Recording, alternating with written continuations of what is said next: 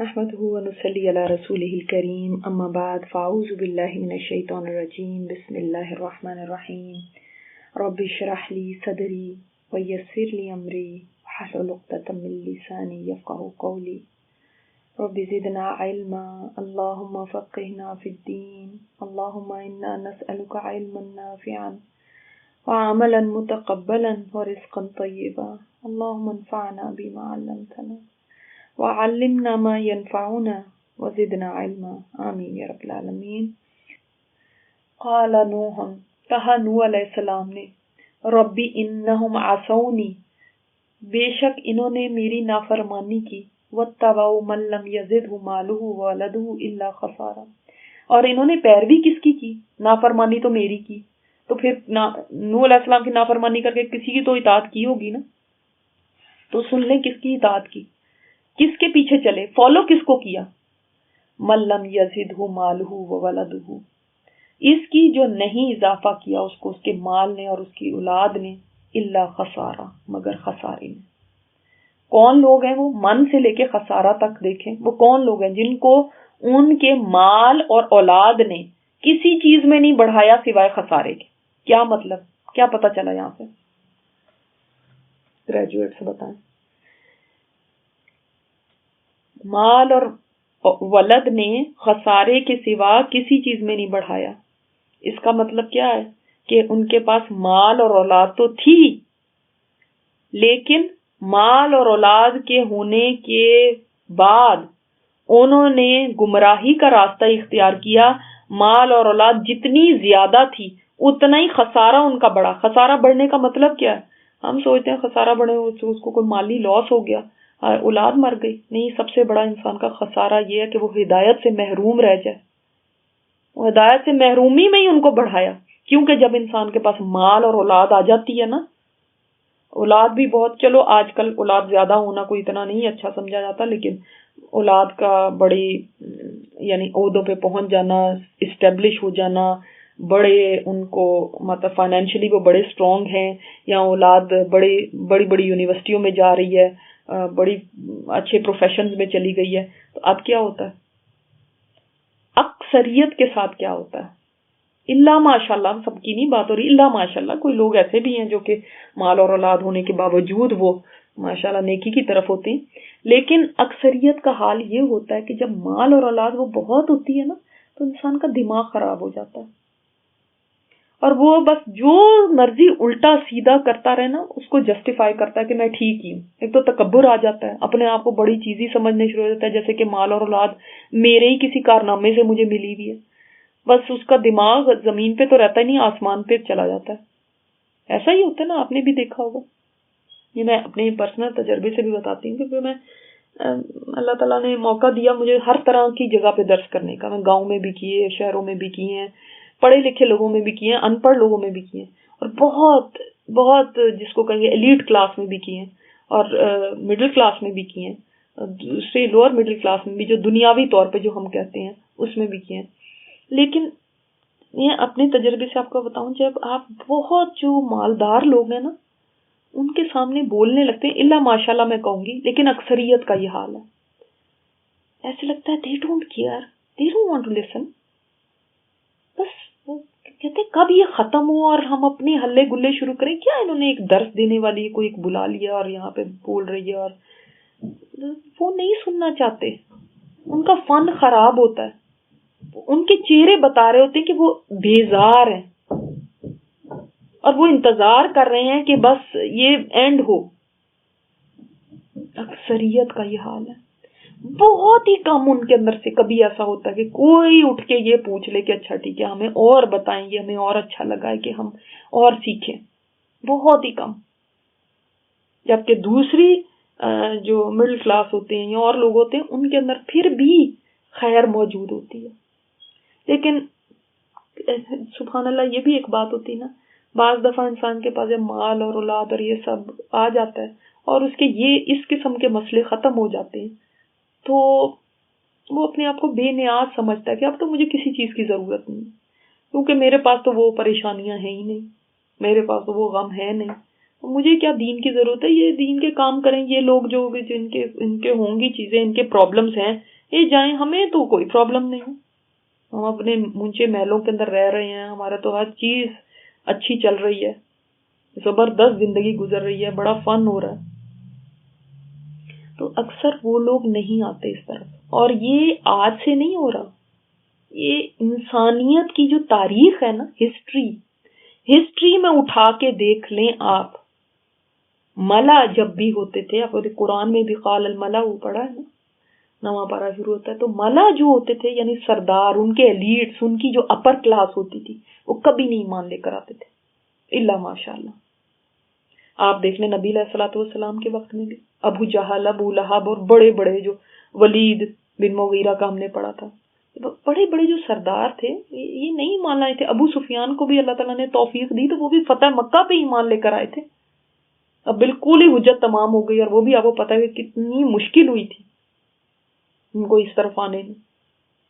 لیکن ادروائز ابو طالب بھی دیکھ لیں، آخر وقت تک ایمان نہیں لے کر آئے. اور یہی حال ہر پیغمبر کے لوگوں میں ہوا ہے. اور مسئلہ کیا ہوتا ہے کہ جو پبلک ہوتی ہے، عام پبلک، وہ کس کو فالو کرتی ہے؟ یہاں پہ آ رہا ہے نا، آسونی، انہوں نے میری، یہ عام پبلک کی بات ہو رہی، انہوں نے میری نافرمانی کی اور کس کو جا کے فالو کرنا شروع کر دیا؟ ایلیٹسٹ، جو خود خسارے میں تھے، جو خود ہدایت کی طرف نہیں آئے، جن کے پاس مال اور اولاد. دیکھیں سبحان اللہ کتنی زبردست طریقے سے، یعنی بات کہنے کا بھی ایک انداز ہوتا ہے نا، جو یہ نہیں کہا کہ وہ لوگ جو سارے بڑے مالدار تھے اور وہ جو تھے وہ کافر تھے اور وہ ایسے تھے. جن کو ان کے مال اور اولاد نے نہیں بڑھایا، مینس کہ ریزن کیا تھا؟ مال اور اولاد نے زیادہ کس چیز میں بڑھایا؟ صرف ہدایت سے دوری میں. بس یہ کوئی لگژریز نہیں ہے، یہ تو ہدایت سے دوری کا سامان بنے ان کے لیے. بعض دفعہ یہ نعمتیں بھی انسان کے لیے ہدایت سے دوری کا سبب بن جایا کرتی ہیں. اسی لیے اللہ تعالیٰ نے مال اور اولاد کو فتنہ قرار دیا قرآن میں. اور فتنہ سے مطلب یہ ٹیسٹ ہیں تمہارے، کیونکہ ان میں پڑھ کے کئی لوگ فیل ہو جاتے ہیں. بڑا سخت ٹیسٹ ہے یہ. جتنا مال بڑھتا ہے، جتنی اولاد کئی زبردست بن رہی ہے، اتنے ہی زیادہ انسان جو ہے نا اس سے دور ہو جاتا ہے. اور بیچارے کچھ لوگ جن کے پاس یہ پرابلمز ہوتی ہیں، وہ پھر بھی ان کو یہ احساس کبھی ہو جاتا ہے، وہ اللہ کے آگے جھکتے ہیں، روتے ہیں، بچوں کا پرابلم ہو گیا، جاب میں کوئی پرابلم ہو گیا. اکثریت کے تو یہی پرابلم ہوتے ہیں نا، زیادہ تر لوگوں کے. تو وہ پھر بھی اس طرف آنے کا کرتے ہیں، کیونکہ اللہ تعالیٰ ان کو کسی طرح لے ہی آتا ہے. جب ان کے پاس ان چیزوں میں پرابلم ہوتے ہیں تو ان کے پاس کوئی چارہ نہیں، اب وہ اللہ کے آگے جھکتے ہی ہیں. چلو بلیسنگ ان ڈسگائز. لیکن جن کے پاس مال اور اولاد کثرت سے ہوتے ہیں اور ان کو ان کی پریشانیاں فکریں نہیں ہوتی، پھر اکثریت وہ الٹے راستے پر چل پڑتی ہے. اور آپ آج بھی دیکھیں کتنے ایسے بڑے بڑے خاندان اور بہت مالدار لوگ، کتنے کا آپ دیکھتے ہوں گے، آپ بھی اپنے سامنے دیکھ لیں، کتنوں کے گھرانوں میں دین ہے. آپ دین کو اکثر کہاں دیکھتے ہیں؟ غرباء میں، middle class, lower middle class. جتنے دیندان گھرانے ہیں وہ کیسے ہیں؟ وہ بہت کوئی رچ تو نہیں ہے. لیکن ہماری عقلیں ماری جاتی ہیں جب ہم عوام جو ہوتی ہے نا، وہ اٹھ کے کس کی پیروی کرتی ہے؟ وہ اٹھ کے یہ نہیں دیکھے گی کوئی نیک بندہ یہ کیسے چلتا ہے زندگی میں. وہ اٹھ کے کیا دیکھتی ہے؟ ہاں جی فلاں نے شادی ایسی کی، وہ جی فلاں نے کپڑے ایسے پہنے ہوئے تھے، ہاں جی وہ جو انہوں نے ایسی گاڑی لے لی. وہ کس کو فالو کرتے ہیں؟ ان کی نظریں کس کی طرف ہوتی ہیں؟ وہ ایڈمائر کس کو کرتے ہیں؟ وہ کن کی زندگیوں کو دیکھنا پسند کرتے ہیں؟ یہ کیا کر رہے ہیں، کیا پہن رہے ہیں، کیا بول رہے ہیں، کیا کھا رہے ہیں، کدھر جا رہے ہیں؟ امیروں کی، جن کے پاس پیسے بہت ہیں. they don't care کہ کوئی ایک نیک انسان. دیکھیں آج بھی یہ حال ہے، یعنی یہ نہیں ہے کہ یہ پرانے زمانے کی باتیں ہیں اور وہ لوگ ان کی مینٹیلٹی تو ایسی تھی، ان کو تو کچھ پتا نہیں تھا اور ہم عقل مند پیدا ہوئے ہیں. نہیں، آج بھی دیکھیں کوئی نہیں یہ جا کے دیکھا کہ ایک نیک انسان، ایک دین پہ چلنے والا انسان یہ کیسے رہتا ہے، یہ کدھر جاتا ہے، یہ اس کے کیا دن کی اس کی کیا ایکٹیویٹیز ہیں. کوئی کسی کو نہیں پرواہ. ہر ایک دیکھے گا تو ان کی طرف دیکھے گا. سب کی نظروں میں وہ اونچے ہیں، ہے نا. حالانکہ ہم ابھی مسلمان ہیں تو ہمارا یہ حال ہے، اور وہ تو کافر تھے، وہ کافر تھے. تو نوح علیہ السلام نے کیا فرمایا، یا اللہ انہوں نے میری تو نافرمانی کی، تو جا کے ان کو فالو کرنے کا، یا جو خود خسارے میں پڑے ہوئے اور مال اور اولاد ان کو اور خسارے میں بڑھائی جا رہی ہے، زیادہ کیے جا رہی ہے. کیونکہ مال آتا ہے اور زیادہ ہوتا ہے، ان کو اپنے مال کی تکبر ہو جاتا ہے، اولاد ہے ان کی بہت زیادہ تو اس کے اوپر بھی ان کو بڑا مان ہوتا ہے. اللہ اکبر. وَمَكَرُوا مَكْرًا كُبَّارًا، اور انہوں نے مکر کیا بہت بڑا مکر. یہ بھی کہا جاتا ہے کہ انہوں نے اپنے گنڈے ان کے پیچھے لگا دیے تھے. یہ بھی آتا ہے کہ ان کے قتل کی سازشیں شروع کر دی تھی انہوں نے کہ ان سے جان ہی چھڑاؤ، یہ کیا ہمارے پیچھے پڑ گئے. اللہ اکبر. وقالوا، اور انہوں نے کہا لا تذرن آلہتکم، انہوں نے ایک دوسرے کو کہا دیکھو سنو اپنے الہوں کو نہ چھوڑنا اس کے کہنے پہ، یعنی ایک دوسرے کو نصیحت کر رہے ہیں، دیکھو جمے رہنا، اس کی باتوں میں آنے کی ضرورت نہیں ہے. ولا تذرن، اور نہ تم چھوڑنا، ودم ولا سواعا ولا یغوث ویعوق ونسرا، نہ یہ ان کے بڑے بڑے جس کو کہیں گے 5 بت تھے، ان کو نہیں چھوڑنا تم نے. ایک دوسرے کو بھی وہ بھی تبلیغ کر رہے ہیں اپنے آپس میں ایک دوسرے کو کہ تم نے چھوڑنا نہیں ہے، دیکھو اس چیز کو ہم نے ختم نہیں کرنا کہ ہم ان کا سن کے اور پھر ہم برین واش ہو جائیں، ہم نے نہیں جانا اس طرف. آج کے بھی تو کئی بت ہیں نا، آج کے بھی بت ہیں جن کو ہم بہت دلوں میں سجایا ہوا ہے، وہ ہمارے بت ہیں. تو اب جب کوئی دین کی طرف آنے لگتا ہے نا تو گھر والے بھی کہنے لگتے ہیں آیا ہے تم یہ چیزیں نہ چھوڑ دینا، اب یہ کام نہ چھوڑ دینا، دیکھو ان غلط کاموں کو بیٹا کرتے رہنا. یہ نہ ہو کہ تم ان مولویوں کی باتوں میں آ کے بس داڑھی رکھ لو اور تم یہ شلواریں اونچی کر لو اور تم بس مسجد جانا شروع کر دو. یہ کیا بات ہوئی؟ تم نے یہ نہیں اپنے طریقے چھوڑنے جس پہ تم. تو اسی طرح وہ ایک دوسرے کو نصیحت کر رہے ہیں. زمانے گزر گئے لیکن انسانوں کی سوچ نہ بدلی. آپ کو عجیب لگ رہا ہوگا وہ کیسے ایسے کہتے ہیں، آج ہمارے بھی ایسے ہی کہتے ہیں. کہیں بدل نہ جانا تم، دیکھو یہ کلاسیں لے کر بڑے لوگ بدل جاتے، تم نہ بدل جانا. نصیحتیں ایسی ملتی ہیں نا. تو سبحان اللہ، ایک بہت زبردست اس کے اندر بات ہے جو آپ کے نوٹ کرنے کے لیے بھی، کہ دیکھیں ان کی اس بات سے ہمیں کیا سبق ملتا ہے. ہمیں یہ سبق ملتا ہے کہ 950 سال کی تبلیغ کے اوپر بھی، یعنی جنریشن تک کوئی انسان مثلا پیدا ہوا ہوگا، مر بھی گیا ہوگا، پوری اپنی لائف سپین اس کو نوح علیہ السلام کی نصیحتیں ملتی رہی، ان کی طرف سے دعوت کا پیغام ملتا رہا. اس کے باوجود وہ لوگ ثابت قدم رہے اپنے شرک پر. وہ باطل پہ چلنے والے تھے پھر بھی وہ ثابت قدم رہے. تم تو توحید پہ چلنے والے ہو، کیا تم ثابت قدم نہیں رہو گے؟ وہ تو غلط پہ تھے پھر بھی انہوں نے اپنا راستہ نہ چھوڑا. تم صحیح پہ ہو، کیا تم چھوڑ دو گے؟ ہاں تم چھوڑ دو گے؟ تم اس سے ثابت قدمی ہی سیکھ لو ایک کافر سے کہ وہ اپنے مذہب کے اوپر، وہ اپنے راستے پہ، وہ اپنے طریقے پہ کیسا جمع ہوا ہے. اتنی تبلیغ کے بعد، اتنا سر کھپانے کے بعد کوئی ان کو اثر نہیں ہوا، وہیں ڈھیٹ کے ڈھیٹ رہے. ہم کو کیا ہو جاتا ہے؟ ان کی تو باتیں بھی باطل تھیں، ان بیس لیس باتیں. ہم تو حق پر ہیں پھر بھی ہم چھوڑ بھاگتے ہیں اپنے دین کو.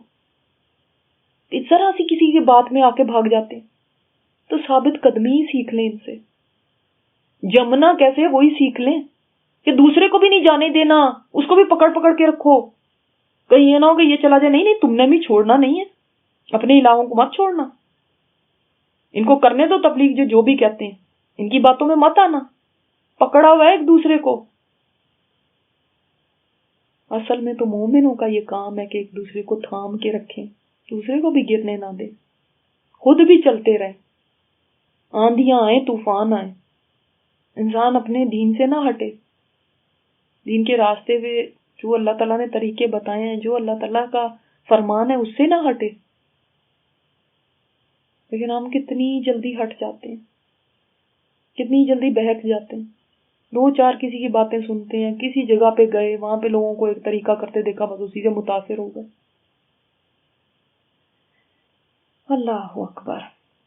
اور پرابلم یہ ہوتا ہے کہ جب یہ جو بڑے بڑے لوگ ہوتے ہیں، جیسے یہ کوئی غلط کام کرتے ہیں تو ان کے غلط کام ان تک نہیں رہتے نا، وہ ساری پبلک میں پھیل جاتے ہیں، وہ ساری پبلک فالو ہی ان کو کرتی ہے.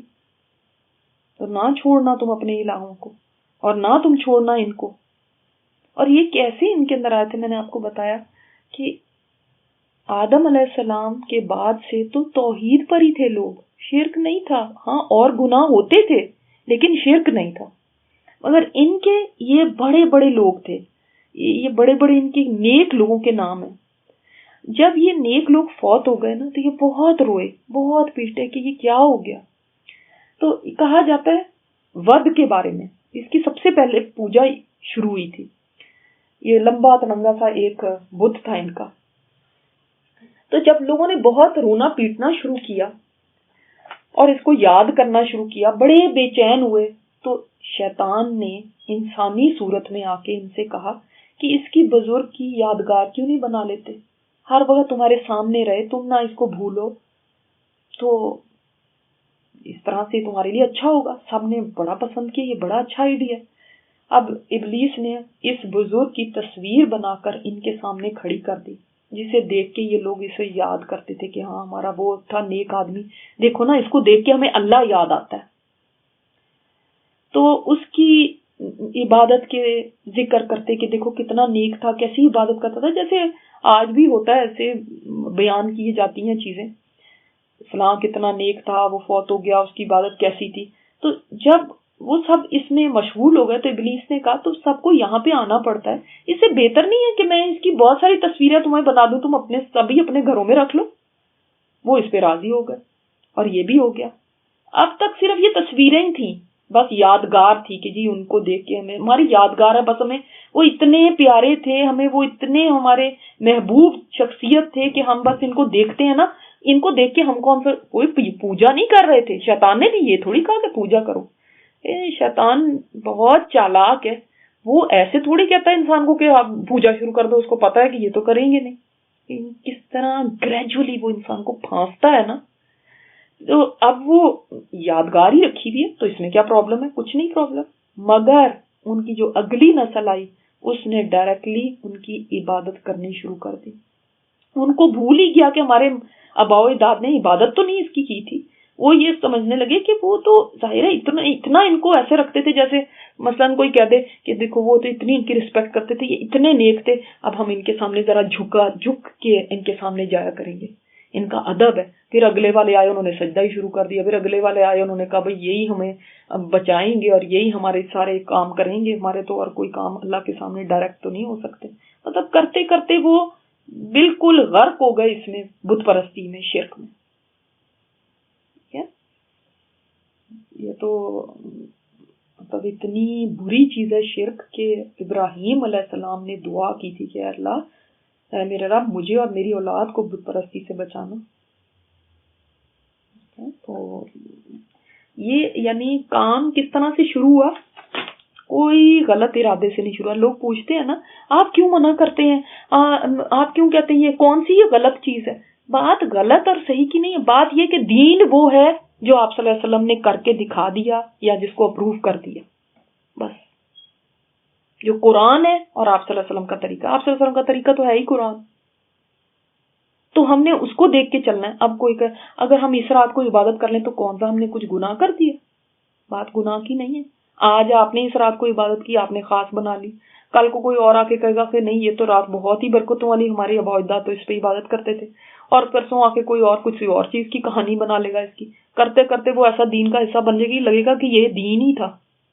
مثلا جمعہ مبارک کا ابھی یہ شروع ہوا ٹرینڈ، اب وہ چونکہ سوشل میڈیا ہے، اب جمعہ مبارک ہر طرف سے جمعہ مبارک آ رہا ہے. بھائی یہ تو کوئی ایسی چیز ہی نہیں ہے جو آپ صلی اللہ علیہ وسلم نے کی ہو، جو آپ نے بتائی ہو صحابہ کو، جمعے کو مبارکبادیں دی ہوں کہ یہ بڑا ٹھیک ہے بابرکت دن ہے، لیکن اس کا مطلب یہ نہیں کہ انہوں نے مبارکبادیں ایکسچینج کی. اب کچھ اور سال گزریں گے، اللہ نہ کرے اگر ہم نے اس کو ابھی نہیں بند کیا تو کچھ اور سال گزریں گے، لوگ سمجھیں گے جمعہ مبارک کہنا بھی ایک اسلامی چیز ہے اور کہنا چاہیے، اور لوگ ناراض ہوں گے کہ آپ نے مجھے جمعہ مبارک نہیں کہا۔ تو یہ چیزیں معصومیت سے ہی شروع ہوتی ہیں، برائیوں سے نہیں شروع ہوا کرتی، لیکن اس کے بعد کیا ہوتا ہے، لوگ انہی کو لے کر پھر بڑی بڑی وہ شرک یا گناہ یا بدعت بن جاتی۔ تو یہاں پہ بھی آپ دیکھیں اسی ریزن سے ہمارے لیے یہ سد ذرائع جس کو کہتے ہیں، یعنی راستہ ہی اللہ تعالیٰ نے بند کر دیا ہمارے لیے، وہ چیزیں جو شرک تک لے کے جاتی ہیں وہ سب بند کر دی گئی۔ اسی لیے ہمیں کہا گیا ہم اپنے گھروں میں بت نہیں رکھ سکتے، چاہے آپ نے ڈیکوریشن کے لیے رکھے ہیں، کسی نے کوئی بطخ رکھی ہوتی ہے، کسی نے کوئی مرغا رکھا ہوتا ہے، کسی نے کوئی کچھ، کوئی ایسی عورت کا بت پڑا ہوا ہے، کسی نے کوئی فوارہ ہے تو وہ عورت کے وہ مجسمہ ہے وہاں اس کے ساتھ لگا ہوا ہے۔ یہ چیزیں ہمیں الاؤڈ نہیں ہیں۔ اسی طرح تصویریں لٹکانا، اور خاص طور پہ بزرگوں کی تصویریں لٹکانا تو بالکل ممنوع ہے، کسی کی بھی نہیں تصویر لٹکانی چاہیے گھر میں۔ لیکن جب تصویریں ہم رکھ لیتے ہیں تو ہم اپنی طرف سے معصومیت سے ہی کرتے ہیں، انہوں نے بھی معصومیت سے ہی کی تھی، مگر یہ چیزیں آگے جا کے اللہ نہ کرے کہ کسی بڑے فتنے کا سبب بن سکتی ہیں، اس لیے اسلام نے روک دیا۔ اب لوگ پوچھ رہے ہیں تو اس میں کیا بات ہے، اس میں کیا خرابی ہے؟ تو خرابی تو اس میں بھی کوئی نہیں تھی جب انہوں نے تصویریں بنائی تھی، اس کے بعد پھر تصویریں بنتے پھر اس کے بعد کیا ہو گیا تھا، پھر یہ ہو گیا تھا چلو ان کے بت ہی بنا لیتے ہیں، ذرا ایزی ہو جائے گا، پھر بت کھڑے کر دیے، تصویر تو خراب ہو جاتی تھی تو بت تو رہے گا۔ انہوں نے کوئی ایسا تو نہیں کیا تھا ہم نے ان کو پوجنا ہے۔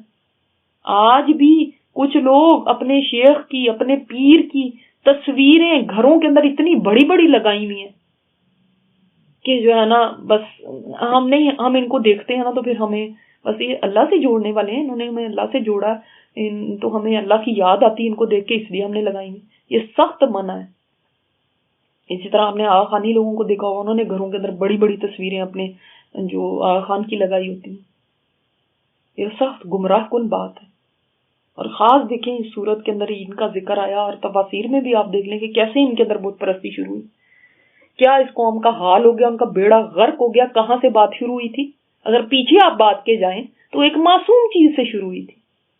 آپ کو نہیں پتا ہوتا کہ وہ معصوم چیزیں کہاں تک گمراہ کر دیں لوگوں کو، اللہ کو پتا ہے، ہمیں نہیں پتا۔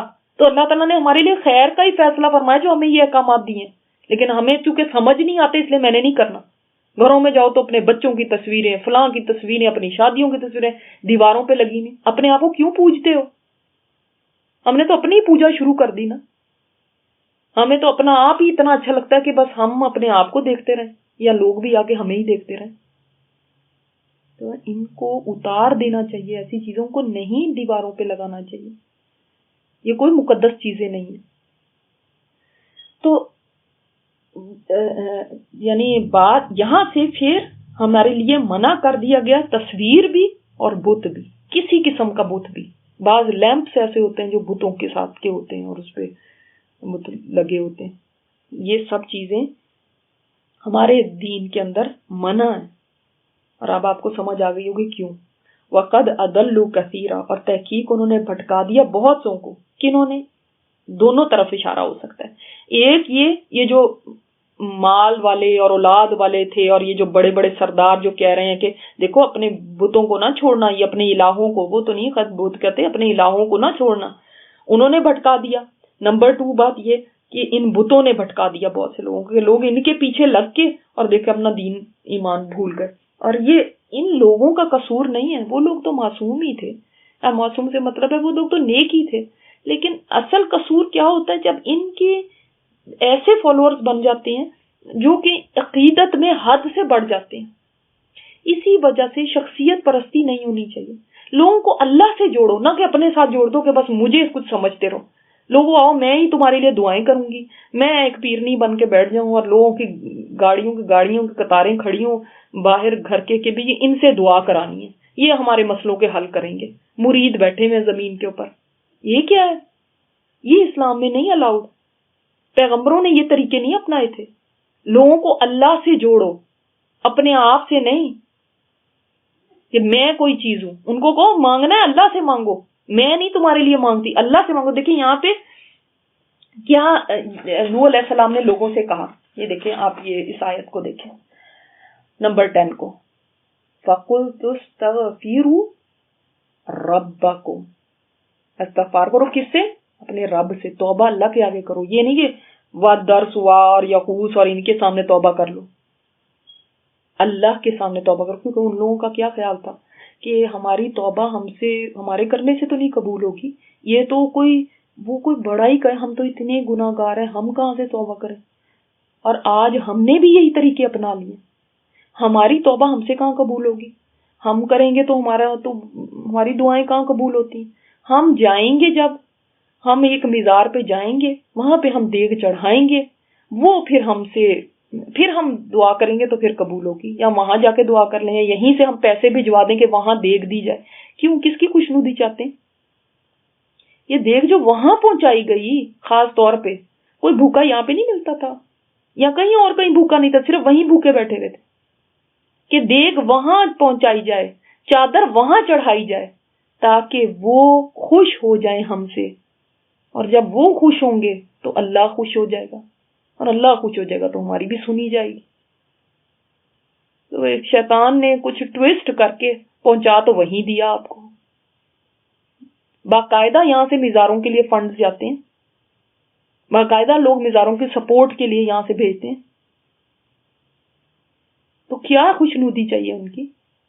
کیا ان کی اللہ کے ہاں بہت بڑی سے ہے؟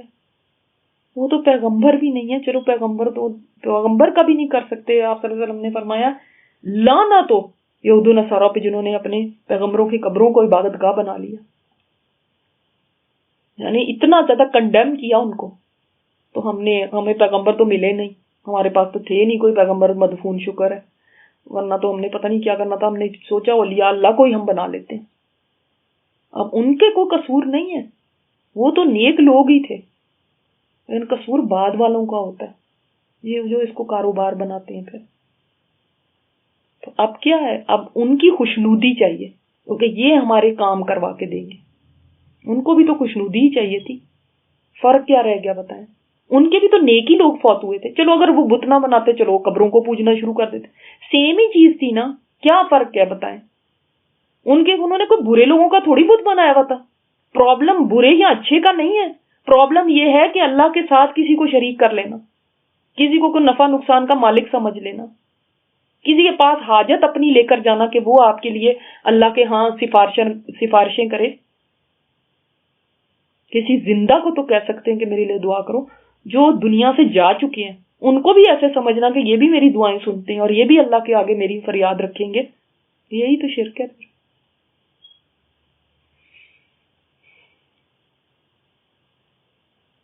وَقَدْ أَضَلُّوا كَثِيرًا وَلَا تَزِدِ الظَّالِمِينَ إِلَّا ضَلَالًا. اور ظالموں کو اللہ اب سوائے گمراہی کی کسی اور چیز اور میں نہ اضافہ کرنا. یعنی ان کو اللہ تعالیٰ نے بتا دیا نوح علیہ السلام کو کہ اس قوم میں سے اب کوئی اور، اے نوح اب یہ ایمان نہیں لے کر آئیں گے، کوئی اور نہیں ایمان لائے گا. بس جن میں سے جو خیر نکلنی تھی بس اتنے ہی تھے یہ ایمان لے آئے. تو تب انہوں نے دعا کی کہ اللہ بس ان ظالموں کو ان کی گمراہی میں ہی بڑھانا تاکہ ان کا ٹائم آ جائے، جو جتنی ان کی میکسیمم جو انہوں نے کرنا کر لیں تاکہ ان کے اوپر عذاب آئے اور یہ ختم ہو. جزاکم اللہ خیرا کثیرا. سبحانک اللہم و بحمدک نشہد ان لا الہ الا انت نستغفرک و نتوب الیک.